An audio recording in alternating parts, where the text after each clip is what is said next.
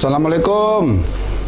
Waalaikumsalam warahmatullahi wabarakatuh. Dan itu panjang nak ketok-ketokku pakai. Kamu memang pun ada imam tasawuf. Iya pakai. Bagaimana kabar tak pakai? Sehat ya? Alhamdulillah. Malam keberapa nih? Kalau 19.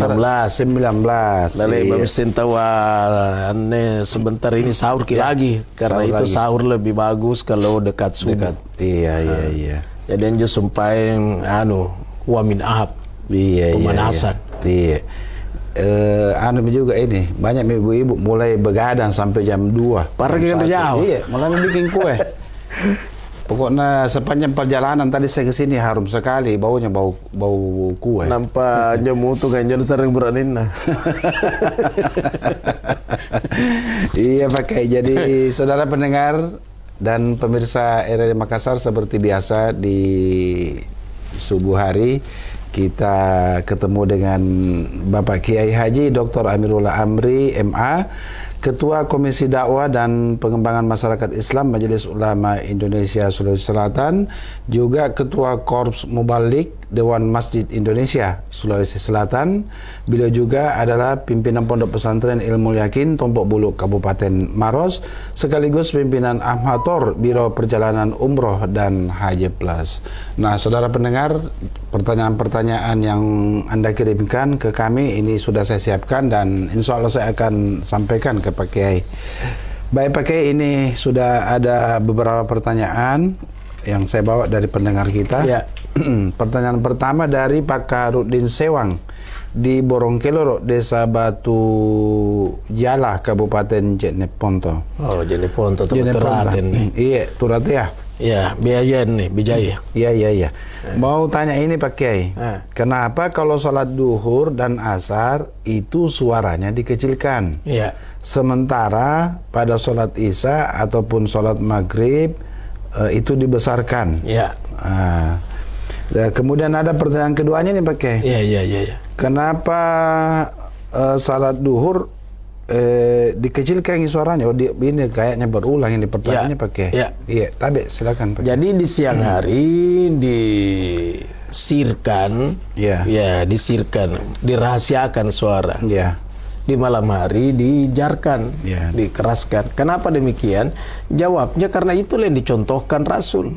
Sallu kama ra'aitumuni usolli. Salatlah kalian sebagaimana engkau melihat aku salat. Kita tidak melihat Rasulullah salat, tapi yang melihat itu orang tua kita. Orang tua kita melihat orang tuanya, orang tuanya melihat orang tuanya. Orang tuanya melihat sahabat melihat Rasulullah. Yang dilihat seperti itu yang dilakukan Rasul. Jadi kita ini sebenarnya melihat orang tua kita, tidak pernah melihat Rasul sholat. Tapi jenjang keilmuan itu sampai ke Rasul. Sanadnya jelas. Ya, betul. Nah, dilihat Rasulullah salatnya kalau siang hari disirkan. Dan kalau malam hari dijaharkan. Itu yang dilakukan. Karena kalau seperti itu, kenapa begini terlalu banyak mengundang pertanyaan. Pasti ada yang tanya lagi dan tutup. Kenapa 4 rakaat kalau duhur? Kenapa 2 rakaat kalau subuh? Kenapa kalau tidak takbir tidak diputar-putar dulu tangan baru dilipat? Jadi jawabnya apa yang dicontohkan Rasul, ikuti. Itu yang kita ikuti.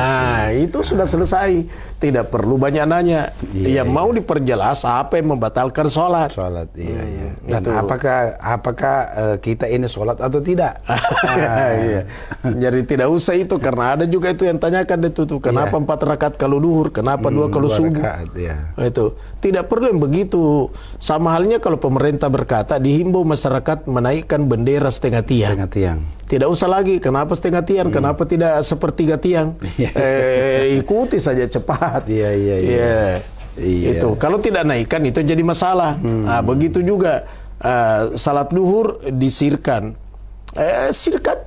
Tapi seandainya ada orang yang siang hari ini qori internasional dan orang merindukan sekali suaranya, lalu diberitahu orang dijaharkan, itu boleh saja. Boleh saja.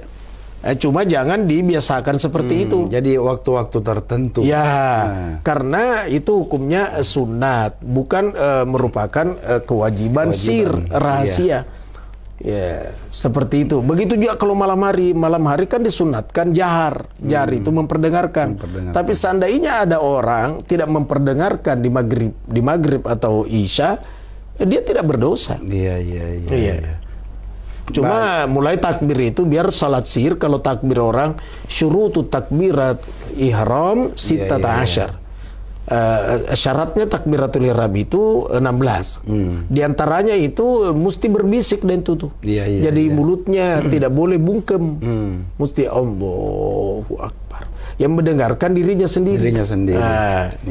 Itu dalam ilmu fikih diisyaratkan bahwa kalau takbiratul ihram berbisik meskipun perempuan. Jangan juga teriak sampai makmum lebih besar suaranya daripada imam. Itu mengganggu. Jadi kalau tadi pertanyaannya kenapa sir kalau siang, duhur dan asar, jawabnya itulah yang dicontohkan Rasul. Seperti itu. Baik, Pak. Selanjutnya saya beralih ke pertanyaan Pak Abi di Maros. Pak Kiai, saya mau bertanya, bagaimana hukumnya orang yang tidak puasa di bulan Ramadan dengan sengaja tanpa alasan yang jelas? Tidak puasa. Tidak puasa. Tidak ada alasannya. Tidak ada alasannya. Tidak sakit. Tidak sakit juga. Tidak musafir. Tidak musafir. Tidak ada alasan. Pokoknya tidak ada alasannya, Pak Baru Kiai. tidak puasa. Tidak puasa. Ini namanya sengaja melanggar hukum. Iya. Ya, jelas dia berdosa. Karena dia tidak puasa tanpa ada alasan. Mau dikatakan haid, dia laki-laki. Dikatakan musafir, dia mukimin, tetap ada di rumahnya. Jadi tidak ada alasan sampai dia tidak puasa. Orang berdosa besar itu. Karena melanggar hukum, diperintahkan puasa. Ya ayyuhalladzina amanu kutiba alaikumussyam kama kutiba alal ladzina min qablikum la'allakum tattaqun. Hai orang-orang yang beriman, diwajibkan atasmu puasa. Jadi memang diwajibkan, tapi tetap dia tidak mau puasa tanpa alasan. Jadi seakan-akan dia menantang Allah. Itu dosa besar itu. Baik, Pak Kiai. Jadi selanjutnya saya ke Daesotna di Desa Bontoparang, Kecamatan Laikang, Kabupaten Takalar. Assalamualaikum Pak Kiai. Waalaikumsalam warahmatullahi wabarakatuh. Ini saya mau bertanya Pak Kiai, apakah orang yang tidak berpuasa mendapat juga pahala jika bangun menyiapkan makanan untuk sahur bagi orang yang berpuasa? Misalkan istrinya hamil, menyiapkan makanan untuk suaminya yang akan berpuasa. Terima kasih Pak Kiai. Ini bagus ini istrinya begini, taat sama suami, taat sama Allah. Karena meskipun dia hamil, dia tidak puasa karena kehamilannya dan sangat mengganggu kondisi kesehatannya, maka dia tidak puasa. Beda dengan yang tadi, puasa tanpa alasan. Itu yang tadi puasa tanpa alasan. Ini ada alasannya tidak puasa, karena dia hamil. Dan tetap dia bangun siapkan makanan sahur untuk suaminya. Wah, istri bagus ini. Dia taat sama suami. Dan istri yang taat sama suami itu imbalannya adalah surga. Dan itu tuh. Jadi kalau ibu-ibu mau masuk surga, taatlah sama suami, taat kepada Allah. Tapi tidak taat sama Allah, dia tidak menyembah, nampak foto air buraninna, baru mau masuk surga. Mana lorona surga tidak buntu. Enggak, lorongnya surga tidak bisa. Jangan kalau lorongnya masuk surga saja tidak bisa, yang seperti yang kita terangkan yang lalu itu. Dia berani sama suaminya sampai dia tunjuk-tunjuk suaminya, dia bilang marah itu minka khairan. Saya tidak pernah melihat kebaikanmu biar sedikit. Illa ahbatallahu amalaha, kecuali Allah menghapus seluruh pahalanya, pahalanya. Dan kalau itu pahala terhapus, bagaimana mau masuk surga dan tutup? Sehingga taatlah kepada Allah, hormati suami, taati suami sepanjang perintah suami bukan kemaksiatan. Kecuali kemaksiatan jangan.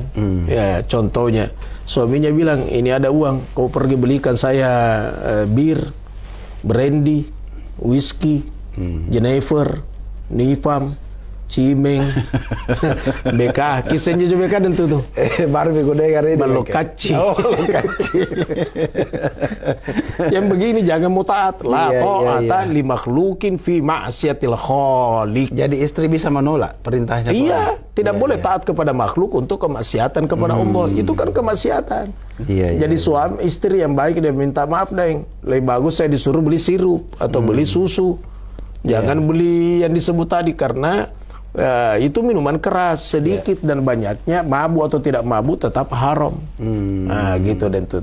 Tapi bagaimana pakai misalnya dia suruh istrinya, terus istrinya tidak mau menolak karena disuruh beli minuman keras? Tidak boleh. Suaminya marah bagaimana pakai? Tidak boleh. Jadi la ta'ata li makhlukin fi ma'siyatil khaliq. Tidak boleh taat kepada makhluk untuk kemaksiatan kepada Allah. Kalau suami marah daripada Allah yang murka kepadamu, mending suami yang murka. Iya. Itu. Iya. Baik Pak Kiai. Selanjutnya saya ke Pak Rahman Daengrolah di Limbung. Ya. Begini pertanyaannya Pak Kiai.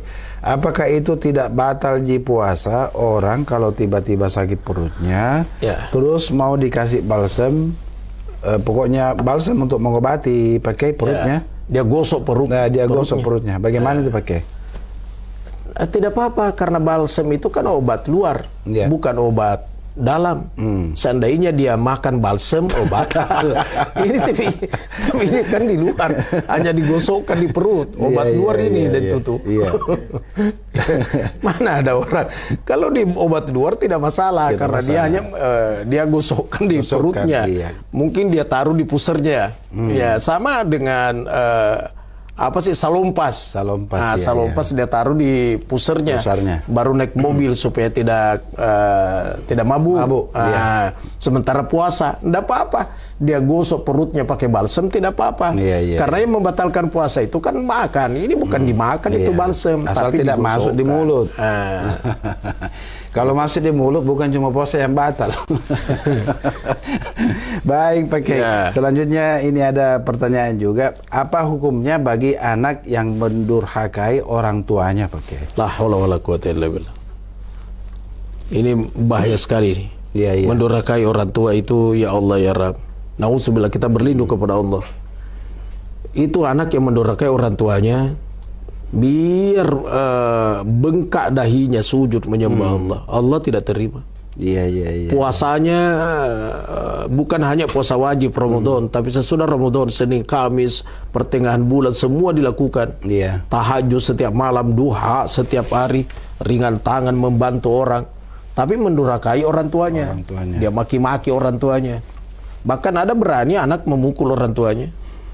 Yang seperti itu sudah jelas-jelas itu neraka paling bawah dia dapat itu. Nerakanya neraka. Nauzubillah summa nauzubillah. Kita berlindung kepada Allah. Jadi jangan coba-coba mendurhakai orang tua. Tapi kadang anak berkata, saya kan berada pada posisi yang benar. Pura-pura lah dulu mengalah. Karena di situ anak. Nanti sebentar lagi baru bujuklah orang tuanya bahwa sesungguhnya kan begini Pak, begini Mak. Itu. Karena kadang juga memang ada orang tua koro-koroan dan itu. Betul. Namanya Dengkoro. Dengkoro. Tapi sebagai anak maklumi orang tuanya karena di situ adalah anak, maka lebih bagus mengalah. Ajaklah kepada kesabaran. Itu kan orang yang selalu marah-marah itu, dan itu tuh marah itu kan dari setan. Innal ghadaba minasyaiton. Sesungguhnya marah itu dari setan. Asyaitanu khuliqa minan nar. Setan itu diciptakan oleh Allah dari api. Api itu padam. An-naru tudfa'u bil ma. Api itu padam dengan air. Marah dari setan, setan dari api, api padam karena air. Jadi kalau ada orang marah, siram air dan tutup. Maksudnya itu falyatawadda, suruh berwudu. Kalau dia berwudu itu insya Allah berhenti marah. Jadi orang yang dengkoro selalu marah-marah, perbanyaklah wudunya. Karena marah itu dari setan, setan dari api, api padam kalau disiram air. Maksudnya berwudu lah, perbanyaklah wudu biar adem, bisa meredam marah. Baik Pak Kiai, selanjutnya ini ada juga pertanyaan. Begini pertanyaan Pak Kiai. Pak Kiai, saya kadang-kadang hanya mampu melaksanakan sholat misalnya duhur. Kadang-kadang asar itu saya tidak melaksanakan. Saya sementara ini masih dalam tahap pembelajaran tentang agama. Nah, bagaimana hukumnya nih Pak Kiai? Artinya mampunya hanya di duhur, mungkin asar tidak, terus dia sholat maghrib lagi Pak Kiai. Salatnya bolong-bolong. Bolong-bolong. Salatnya bolong-bolong. Bolong-bolong. Jadi salatnya belum melakukan 5 kali sehari semalam. Ditangkap duhur, lepas asar. Iya. Didapat asar, lenyap maghrib. Tidak sempurna salatnya dalam sehari semalam. Itu yang dilakukan itu salatnya itu tetap berpahala. Yang bolong-bolong itu tetap dosa. Tapi bersyukurlah karena sudah ada daripada tidak ada sama sekali. Cuma tentu tidak dikehendaki begitu terus keadaannya. Karena salat itu kan kunci kebaikan dan salat itu kan kuncinya surga dan tutup. Miftahul jannah salat. Kuncinya surga itu adalah salat. Salat itu berapa kali dan tutup sehari semalam? 5 kali. 5 kali. Anggaplah kunci lemari itu 5 cm. Tapi salatnya hanya duhur. Berarti kuncinya hanya 1 cm. Pendek. Setengah mati putar, tidak bisa terbuka. Karena kuncinya hanya 1 cm. Mestinya 5 cm. Olehnya itu sempurnakanlah salatnya supaya kuncinya sempurna. Kalau sempurna kunci begitu diputar langsung terbuka. Masuklah dalam surga. Seperti itu dan itu tuh. Jadi miftahul jannah as-shalah, kuncinya surga itu adalah salat. Gitu. Baik, pakai. Selanjutnya ini ada pertanyaan dari Baharudin Epe di Jeneponto. Jeneponto Pak Biringan ini maksudnya pakai. Assalamualaikum Pak Kiai. Waalaikumsalam warahmatullahi wabarakatuh. Saya ingin bertanya. Di daerah pesisir mata pencarian nelayan dan budidaya rumput laut. Ada pembudidayanya dan pencari rumput lautnya dengan cara menjaring rumput laut. Ini biasa turun menjaring rumput laut di pagi hari sampai sore, merendam di air dan mandi di siang hari. Apakah bagi yang berpuasa turun di air puasanya sah atau makruh Pak Kiai? Kayaknya sama pertanyaan sebelumnya nih Pak Kiai. Kalau ini kan mata pencariannya di situ. Di air. Kalau dia tidak turun kasihan mau dapat gimana tuh rumput laut, maka silakan turun. Yang penting mampu menjaga, tidak minum. Jangan sampai menyelam sambil minum air. Itu kan batal. Jadi silakan kerja rumput laut. Yang dimakruhkan itu dan itu kalau memang dengan sengaja mencari kesegaran. 10 menit mandi lagi, 10 menit mandi lagi, 10 menit mandi lagi. Tujuannya memang untuk menyegarkan itu sampai mandi terus. Ini dihukumkan makruh. Beda dengan ini kasusnya tadi. Memang mata pencariannya adalah rumput laut di Jeneponto, di Pak Biringan. Sehingga silakan mencari nafkah Ramadan. Luar biasa pahalanya itu. Bahkan tidur itu ada ungkapannya dalam kitabnya Imam Ghazali Hujatul Islam bahwa tidurnya orang puasa itu ibadah. Naimu shaim ibadah. Tidurnya orang berpuasa adalah ibadah. Itu di Ihya Ulumuddin. Sekalipun ungkapan ini diperselisihkan. Ada yang berkata hadis, ada berkata bukan hadis. Tapi yang jelas bisa dimaknai bahwa orang puasa itu tidur saja ibadah, apalagi kalau cari nafkah. Maksudnya pergilah cari nafkah, pergilah cari rumput laut yang di laut. Gitu dan itu tuh. Selama mampu berpuasa, tetap berpuasa. Kecuali kalau tidak sanggup. Kalau tidak sanggup tapi kalau masih makan istrinya lebih bagus jangan bekerja dulu. Puasa dulu lah. Baik Pak Kiai, selanjutnya ini ada pertanyaan dari Nur Bakam Pangkep. Nah, saya mau bertanya Pak Kiai, apa hukumnya kepada orang yang sedang marah? Karena marahnya itu mau dikasih makanan dia bilang haram saya makan makanan itu. Tapi tidak mau. Tapi setelah hilang marahnya dia makan lagi makanan itu Pak Kiai. Itu namanya orang emosi. Itu berdosa atau tidak? Itu namanya orang emosi. Karena di saat dikasih burger, saya tidak mau, karena emosi. Padahal mau disebut. Begitu berhenti emosi dia bilang kemana burger nusumpah. Gitu. Jadi emosi, makanya kalau emosi jangan kelewatan lah. Karena nusasal lagi kain nusalang. Dibawakan durian dia bilang tidak mau jas, tidak koiro, saya tidak mau. Durian ini biar durian saya tidak mau. Tapi sebentar berhenti marah karena kemana durian nusumpah. Dia cari kembali lagi. Jadi jangan keseringan marah. Bahkan ada ungkapan marah itu kan memutuskan urat saraf. Urat saraf. Ya, olehnya itu sering-seringlah senyum, karena senyum itu kan membuat orang segar. Iya. Taburkan senyum kemana-mana, meskipun senyum yang dipaksakan. Iya. Karena senyum itu adalah bagian dari sedekah. Jangan marah-marah. Iya. Gitu. Baik, Pak Kiai. Selanjutnya ini ada lagi pertanyaan, haramkah? Oh, sambungannya tadi ini, Pak Kiai. Maksudnya haramkah makanan itu dia makan karena dia sudah sumpai bahwa makanan itu haram untuk dia makan pada saat marah dia tadi? Ya, karena dia dalam keadaan itu haram, dan tentu ini karena sudah sangat sempit waktu. Iya. Haram itu adalah haram zatnya. Ini kan halal zatnya. Kemudian haram sumbernya. Kenapa haram sumbernya? Karena makanan dicuri. Berarti haram zatnya, haram sumbernya. Ini sebenarnya sumbernya halal, zatnya juga halal. Cuma karena emosi. Gitu. Jadi berhenti emosi, makanlah kembali. Iya. Baik, Pak Kiai. Jadi ini sudah jelas semua pertanyaan-pertanyaan yang masuk ke kami sudah dijawab semuanya oleh Pak Kiai. Tapi nomor telepon dan itu perlu diberitahu. Nah, ini saya mau sampaikan ini, Pak Kiai. Oh iya. Jadi sebelum saya pamit, saya mau sampaikan bahwa seluruh pendengar dan pemirsa yang ingin menyampaikan pertanyaan kepada Pak Kiai, silakan kirim chat WA atau melalui nomor 0821 3333 9440. Bisa juga melalui voice note di nomor yang sama. Nah, baik saudara pendengar, sebelum saya pamit ke Pak Kiai, saya memohon ke Pak Kiai untuk memanjatkan doa sebelum saya pamit. Bismillahirrahmanirrahim. Alhamdulillahirabbil alamin. Allahumma shalli wa sallim ala sayidina Muhammadin. Rabbana atina fid dunya hasanah wa fil akhirati hasanatan wa qina adzabannar. Wa adkhilnal jannata ma'al abrar ya aziz ya ghaffar ya rabbal alamin. Wa sallallahu ala sayyidina Muhammad walhamdulillahi rabbil alamin. Al-Fatihah.